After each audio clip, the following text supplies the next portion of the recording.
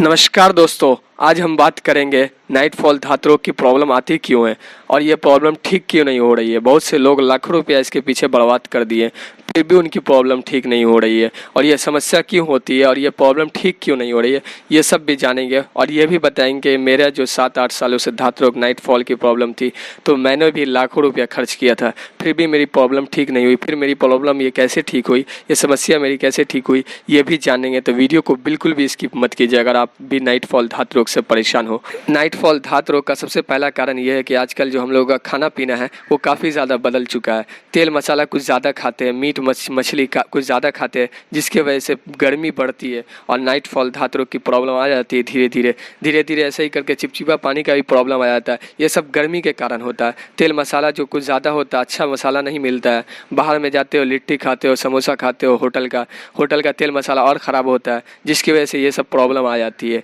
गर्मी की वजह से ज़्यादा ये प्रॉब्लम आती है। दूसरा कारण ये है क्योंकि हम लोग जो जानते हो कि आजकल के लड़के लोग, नौजवान बच्चे लोग जैसे ही 16-17 साल के होते हैं वो अपना हाथ मारना शुरू कर देते हैं, गलत आदत लग जाता है। आप समझ सकते हो, हैंड प्रैक्टिस करते हैं, जिसके वजह से जो है धीरे धीरे जो उनका वीर्य पतला हो जाता है। इसके वजह से भी नाइटफॉल धात रोग की प्रॉब्लम आ जाती है। गंदी फिल्में देखते हैं, इधर उधर देखते हैं, जिसके वजह से ये प्रॉब्लम आ जाती है। धीरे धीरे उनका जो वीर्य जो होता है वो पतला हो जाता है, जिसके वजह से नाइटफॉल धात रोग की प्रॉब्लम हो जाती है। बार बार ऑटोमेटिकली निकल जाता है, रात में सोते हुए ऑटोमेटिकली निकल जाता है, क्योंकि वो पतला हो चुका है। आपका जो वीर्य है, स्पर्म है, वो पतला हो जाता है, जिसकी वजह से वो जो बार बार निकल जा रहा है। ठीक है, ये भी कारण। और सबसे बड़ा कारण ये है कि गलत दवा लेना। जैसे ही आपको नाइटफॉल धात रोग की प्रॉब्लम हुई तो आप जो हकीम डॉक्टरों के पीछे जाते हो तो वो लोग और गर्म दवा दे देते हैं, जिसकी वजह से जो है ना और गर्मी आपकी बढ़ जाती है। समझते नहीं है, बीमारी को समझ नहीं पाते हैं और दवा चला देते हैं, जिसकी वजह से ये प्रॉब्लम और ज़्यादा बढ़ जाती है। जिससे आपको जैसे अभी अगर धात रोग नाइटफॉल हो रहा है तो आपको अब चिपचिपा पानी का भी प्रॉब्लम आ जाएगा। इस तरह से और ज़्यादा बीमारी बढ़ती जाती है। जैसे जैसे आप इलाज करवाते हो बीमारी और ज़्यादा बढ़ती जाती है, क्योंकि डॉक्टर समझ नहीं पाता है। ठीक है, मैं भी बहुत ज़्यादा परेशान था 7-8 सालों से, मुझे भी बहुत नाइटफॉल धात रोग की प्रॉब्लम थी। मैं भी डॉक्टर और हकीमों के पीछे कितना पैसा बर्बाद किया, मैंने वीडियो भी इस पर डाली हुई है, लेकिन फिर भी मेरी प्रॉब्लम ठीक नहीं हो पा रही थी, बल्कि बढ़ गई थी। चिपचिपा पानी की भी प्रॉब्लम आ रही थी, क्योंकि वो लोग समझ नहीं पा रहे थे और गर्म दवा दे रहे थे, जिसकी वजह से और गर्मी बढ़ गई। उसके बाद चिपचिपा पानी की भी प्रॉब्लम आ गई। मैं कोई वीडियो भी देख लेता था थोड़ा बहुत यूट्यूब पे इधर उधर, तो मेरा पानी निकल जाता था। इस तरह से मैं बहुत ज़्यादा परेशान हो गया, डिप्रेशन में चला गया था मैं। कुछ समझ में नहीं आ रहा था। मैंने तो कई बार सुसाइड करने की भी कोशिश की, लेकिन फिर रुक जाता था। लगता था कि कभी ना कभी तो ठीक होगा।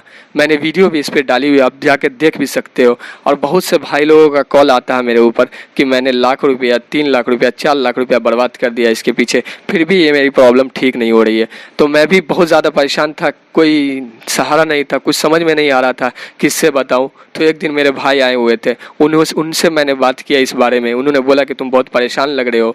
तो मैंने बोला हाँ, मैं बहुत परेशान हूँ। फिर उन्होंने बहुत पूछा, तो मैंने बताया कि ऐसी ऐसी मेरी ये प्रॉब्लम है। तो उन्होंने बोला कि मुझे भी था ये प्रॉब्लम, एक हकीम है मेरे गाँव में, उनसे जाके तुम मिलो। तो मैंने उनके पास गया, उनसे दवा ली। 10-15 दिन की दवा मैं खाई तो मेरा 50% ठीक हो गया था। 1 महीना में तो मेरा ठीक हो गया था, लेकिन पूरी मैंने 3 महीने की दवा कराई, तो अभी मैं 1 साल से बिल्कुल ठीक हूँ, बिल्कुल ठीक हूँ। अब मुझे कोई प्रॉब्लम नहीं है, नाइटफॉल धात रोग की कोई भी प्रॉब्लम नहीं है, और मैं अब आराम से हूँ। यानी कि मैं अब यानी कि 3 महीना 4 महीना पे कभी कभी थोड़ा बहुत हो जाता है, तो उससे कोई प्रॉब्लम नहीं। उतना होना भी चाहिए, इतना होना ज़रूरी है। ठीक है, मैं भी बहुत ज़्यादा परेशान हो गया था भाई। ऐसा लग रहा था कि मेरी तो ज़िंदगी ख़त्म हो गई है। अब मुझे लग रहा था कि मैं ठीक नहीं हो पाऊँगा। ठीक है, ऐसा ही लग रहा था भाई, लेकिन मैंने उम्मीद कभी भी नहीं छोड़ी। मुझे लगता था कि कभी ना कभी तो ठीक होगा, और ऐसा ही हुआ। इस तरह से भाई आप लोगों को भी ट्रस्ट करना पड़ेगा, उम्मीद करनी पड़ी, उम्मीद नहीं छोड़ना है। ठीक है, कितना भी आपका भी पैसा बर्बाद हो गया, लेकिन आपको उम्मीद नहीं छोड़नी कि मेरा तबीयत नहीं ठीक होगा, आपका तबीयत ठीक होगा। ठीक है, क्योंकि भाई उम्मीद पे ही दुनिया कायम है। ठीक है, उम्मीद पे भी सारी दुनिया कायम है। इस वजह से आप लोग को उम्मीद नहीं छोड़ना है, अपने आप पे बिलीव करना है कि हाँ ठीक हो जाएगा, एक दिन ठीक होगा। और किसी पे आपको ट्रस्ट करना पड़ेगा, जब ही आपका इलाज हो पाएगा।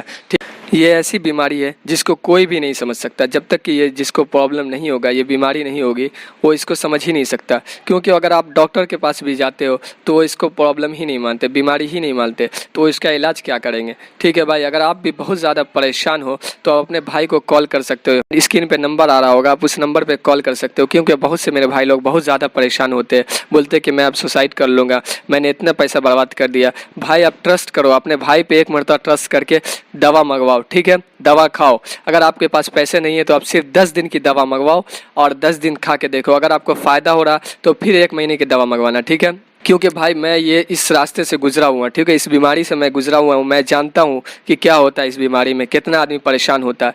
तो आप बिल्कुल भी आप 10 दिन का सिर्फ दवा मंगवाओ। अगर आपको फ़ायदा होता तो आप 1 महीने की दवा मंगवा सकते हो। लेकिन अगर आप 10 दिन की दवा बुक करते हो तो आपको सिर्फ ट्रांसपोर्टेशन का 100 रुपया या 50 रुपया, जिस तरह का डिस्टेंस होगा आपका, उस हिसाब से आपको एक्स्ट्रा पैसा पे करना होगा। अगर आप 1 महीने की दवा बुक करते हो तो आपको ट्रांसपोर्टेशन चार्ज फ्री होता है। ठीक है, तो आप समझ सकते हो। अगर आपको दवा मंगवानी है, दवा बुक करवानी है, तो आप इस नंबर पे कॉल करके दवा बुक करवा सकते हो।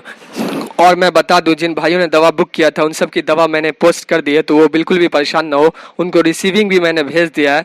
और आप लोग बार बार कॉल करके मुझे परेशान ना करें, क्योंकि 5 से 6 दिन आप लोग वेट करें, उसके बाद आप लोग कॉल करें। लेकिन कितने भाई लोग जो है 2 दिन 3 दिन के बाद वो लोग बार बार कॉल करते हैं, परेशान करते हैं। क्योंकि भाई बहुत से लोगों का कॉल आता है, बहुत से भाइयों का कॉल आता है, तो सबको देखना पड़ता है। तो हर कोई का कॉल रिसीव करना पॉसिबल नहीं है, इसलिए आप लोग भी समझ सकते हो। तो आप लोगों तक रिसीविंग पहुंच चुका है तो आप लोग ट्रैकिंग आईडी डालकर www.indiapost.com पे जाकर आप जो है अपनी ट्रैकिंग आईडी डालते हो तो आपको पता चल जाएगी कहाँ पे है। और एक वीडियो भी मैं डालूंगा कि आपको कैसे चेक करना है, तो आप वहाँ से भी देख सकते हो। ठीक है, थोड़ा सा वेट कर लो। Okay, thank you.